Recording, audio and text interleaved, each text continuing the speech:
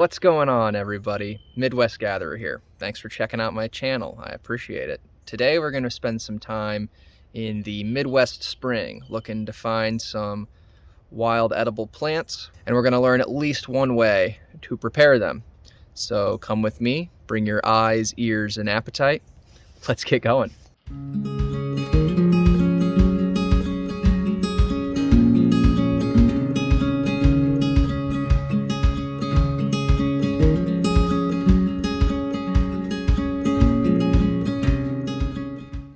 Alright guys, I hit the jackpot.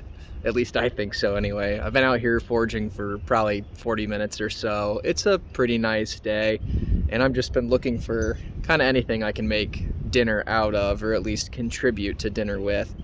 And I'm out here in the woods and found a couple things that I think are going to be pretty tasty. So the first one is garlic mustard.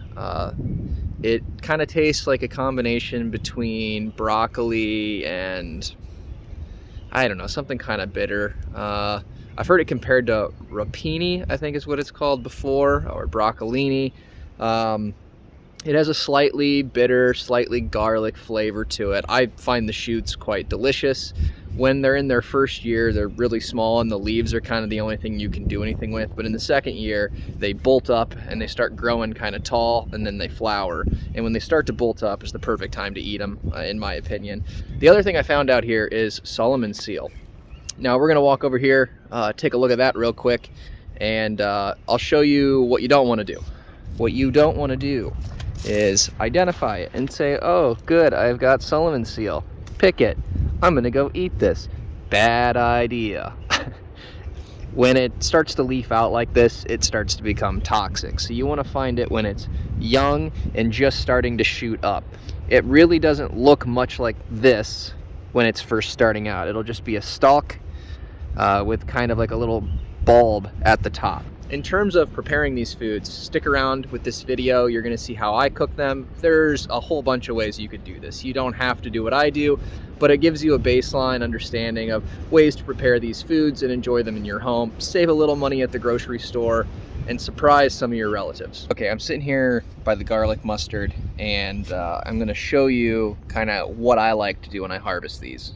Okay, so right here is the plant. You can see it's bolting from the ground. And at the top we got a little cluster. It kind of looks like a little broccoli. I like to cut them down where they're still tender, maybe say about right here, and they should break quite easily just with your fingers.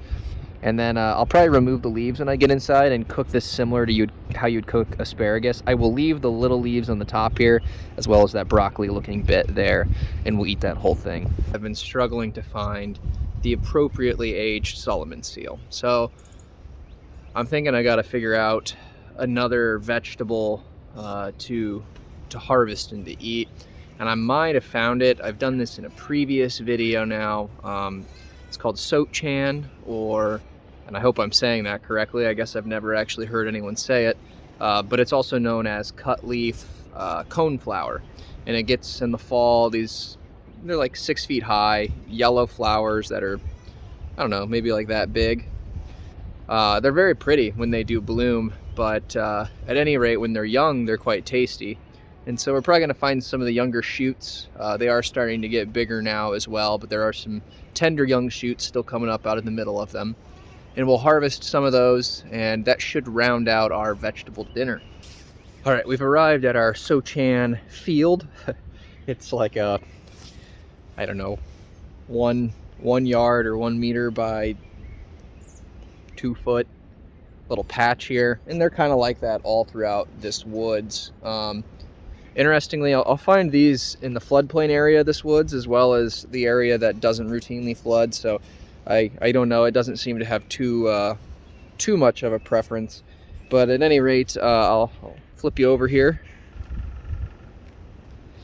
And so here you can see the little patch of sochan, or cut leaf coneflower. And if we go over here, so this general area, sochan plant, we get down to here, we see, these big leaves. These are getting too big for us to eat. However, down here in the middle, we have little tasty shoots. So we'll go ahead and harvest those.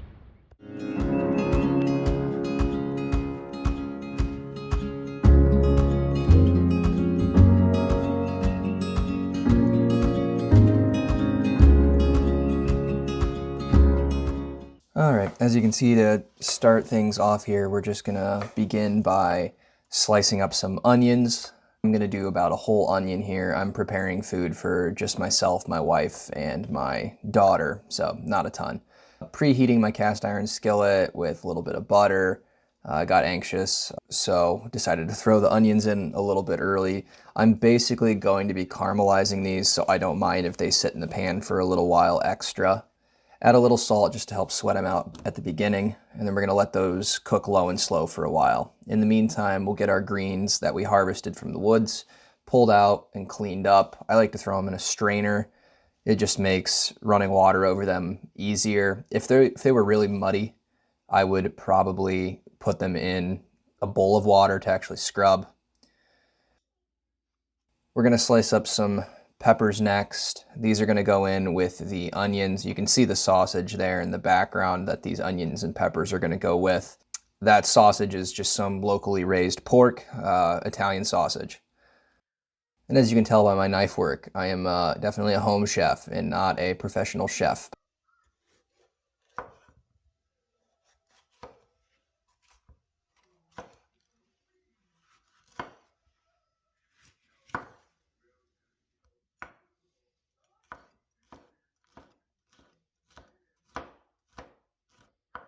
All right, so I've got all the peppers and onions in here now. We're just gonna kind of mix them around, make sure they all get a little bit of butter on them, and we'll mix them periodically. Got a bowl full of ice water and our greens that are all cleaned up. I decided not to take the leaves off of the garlic mustard shoots. I'm gonna add some garlic to our sausage and pepper and onion mixture. And we can see water's boiling in that silver pot there. We're gonna add the colander with the greens in there. They're partially submerged, partially steaming. We're gonna leave them in there for about a minute, minute and a half, just to kind of blanch them, and then we'll throw them in that ice water.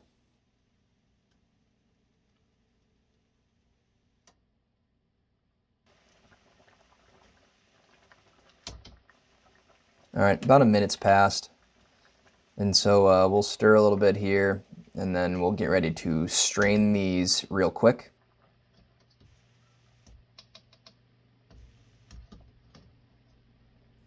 And immediately throw them in the ice water to cool down.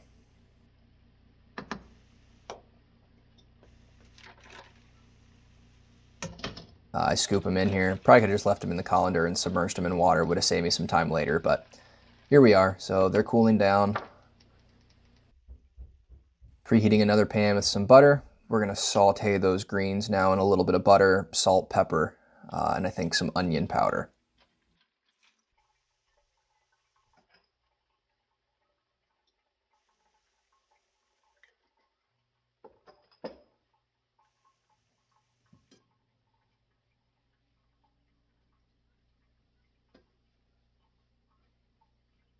Give everything a stir. We don't want to overcook these greens, so we're really just kind of trying to reheat them and get a little bit of fry on them.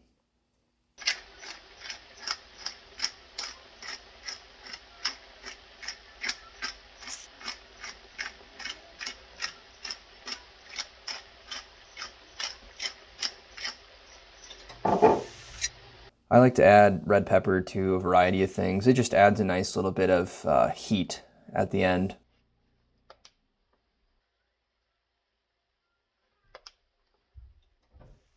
We're gonna start plating everything. You can see, peppers and onions are not quite caramelized, but the sausage is done. It's ready to go, so we'll plate everything. The only thing you didn't get to see me make was a baked potato. Thanks for tuning in on this foraging video. Hopefully you found a new way to prepare some of the weeds and plants you might be able to find growing in your backyard.